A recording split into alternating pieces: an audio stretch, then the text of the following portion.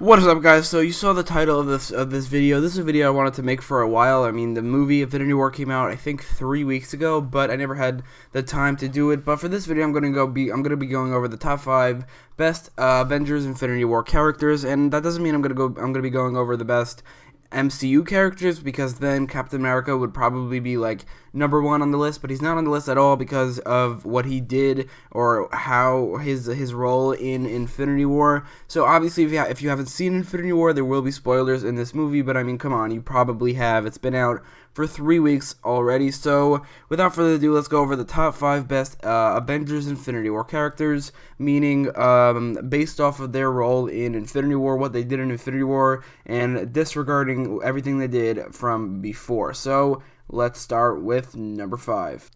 Number 5 is Gamora. Now, Gamora was never my favorite Guardian of the Galaxy. In fact, in the first 2 movies, she didn't really have much to do at all, which is kind of a shame. They could have fleshed out her relationship with Thanos in those 2 movies a little bit more, because like they really did it. Like, they really fleshed out her relationship with Thanos so well in this movie. I'm just saying that they could have done a little bit in the previous movies.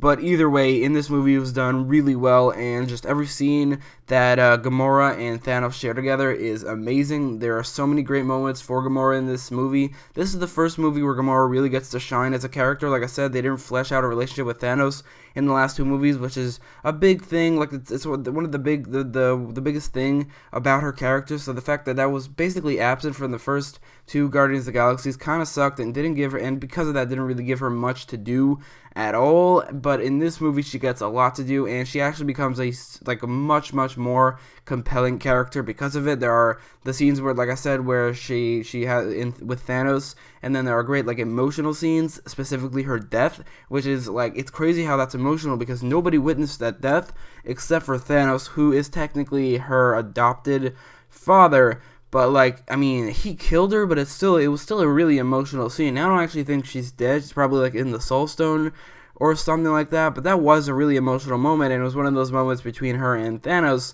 that really fleshed her out as a character. There's also that scene where she's asking Quill to kill her instead of leading Thanos to the Soul Stone. I thought that scene was great. Every scene, even though she wasn't in like the second half of the movie, I'm pretty sure she still had more screen time than most characters, and I mean, that screen time really served her well, because it really fleshed out her character more so than the first 2 movies that she was in. So Gamora lands at number 5.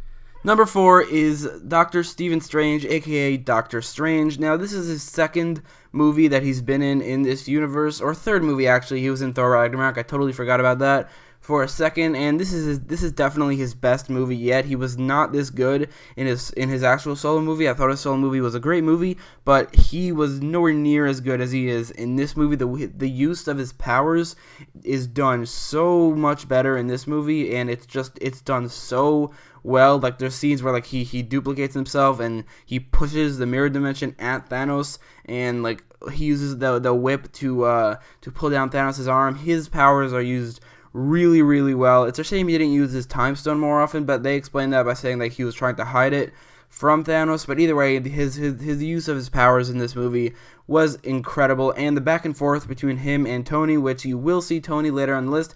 Not really on the list, he might be an honorable mention, but the back and forth between Doctor Strange and Tony was great. Those two like really have like a connection. Like, they really bounced off of each other really well, and that's just because like their personalities are very similar, and the way they look is similar. I mean, they have the same beards, and comparisons have been brought up between the two, and just the back and forth between these 2 characters, who are like extremely similar, except one's scientific and one's magical. Because of that, the back and forth was really fun to watch. And then the seeing into the future thing, which was like the most intriguing part of this movie, where he sees into the future, and then he gives Thanos a time stone, and then he's like to Tony, "This was the only way." It's definitely the most intriguing part of the movie, because it gets you speculating about what happens in the next movie, and whether or not Doctor Strange really saw the future, and whether or not him giving Thanos the Time Stone was the only way to go about it. So Doctor Strange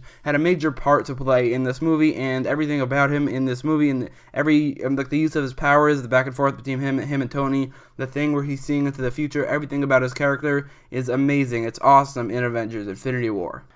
Number 3 is Peter Parker, aka Spider-Man. This is the only character on the list who was one of my favorite characters before this movie, because every other character on this list is a character I obviously liked before this movie, because, I mean, the Marvel Cinematic Universe hasn't made a lot of bad characters, but none of them were my favorite characters, especially the one who barely appeared in any other previous movie, but Spider-Man was definitely one that I loved as a character from every appearance he had. In Captain America Civil War, he was awesome. His movie, Spider-Man Homecoming, is one of my favorite MCU movies, and this movie, I'm not saying it's his best movie yet, but it's damn good. I mean, he's funny and badass, and that's just like the tip of the iceberg, but that's also like a part of it. He's really funny in this movie, and his back and forth with Peter Quill and Doctor Strange and Iron Man is great. It's hilarious, but then there's also like an emotional, like the most emotional moment in the movie comes from Spider-Man, and I think everybody agrees, like unilaterally decided that the saddest part of this movie, and this is when Thanos snaps his fingers and kills half the universe,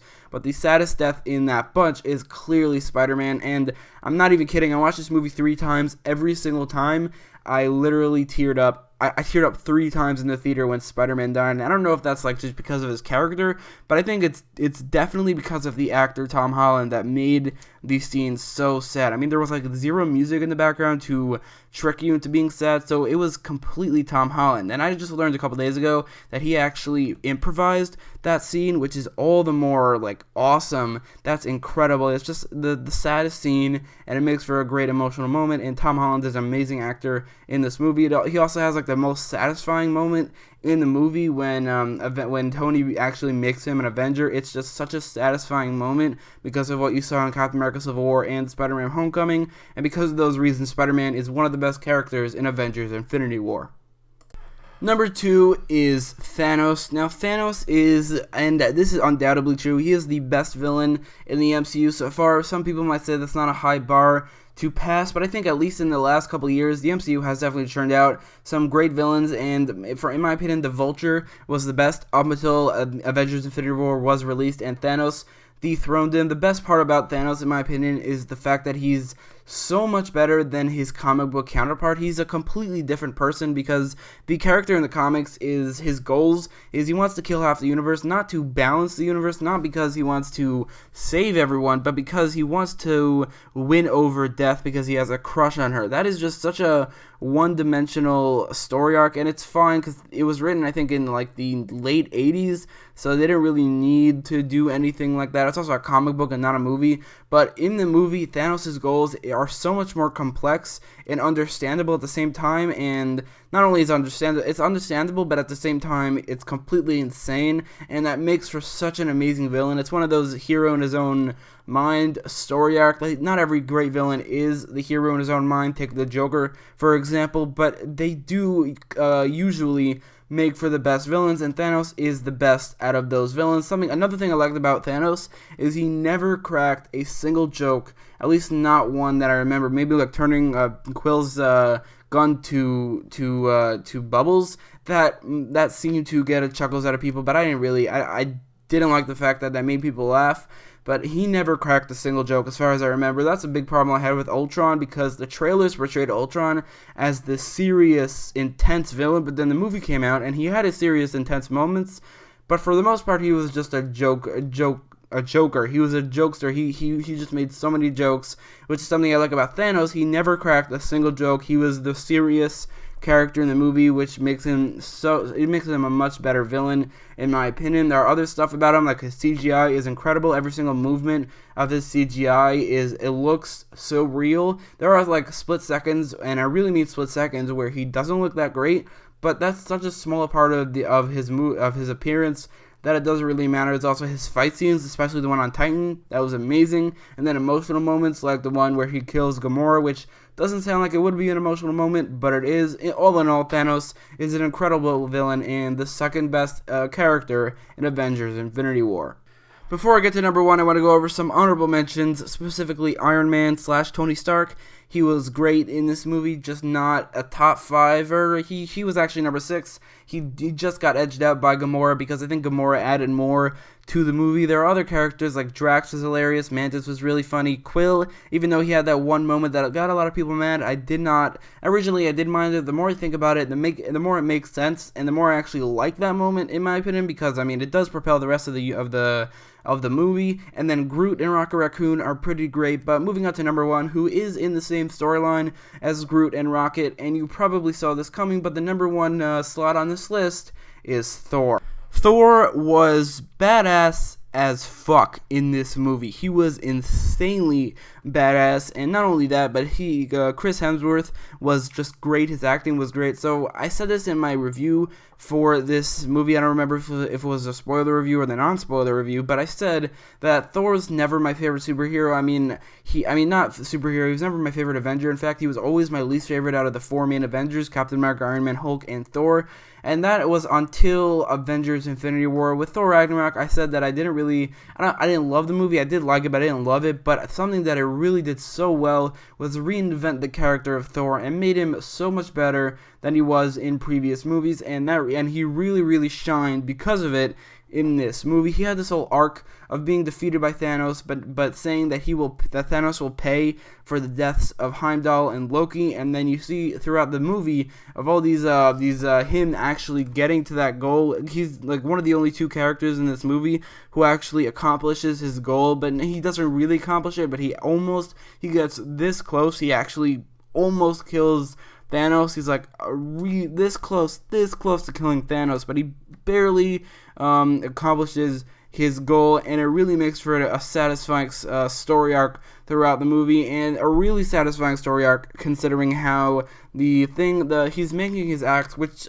admittedly did drag on a little tiny bit, but that can be easily forgiven considering how it ends. Considering when he gets his axe, it makes for the most badass entrance in movie history. That's the second time I said that this movie made history, and I mean it did. I mean it made the highest box office opening weekend of all time, and there are other things that this movie did better than any other movie in history, and one of those things is Thor's entrance. His entrance in Wakanda is incredible. And on top of that, not only was he incredibly badass and had some awesome fight scenes like the ones with, I think they're called the Outriders, not only that, but he was first of all incredibly funny when he needed to be, which is the perfect time to be funny. Like there were times to be funny, sometimes like when he was interacting with the Guardians, and especially Peter Quill, those were hilarious moments. But every single other moment in the movie, he didn't really crack a joke, which was awesome in my opinion.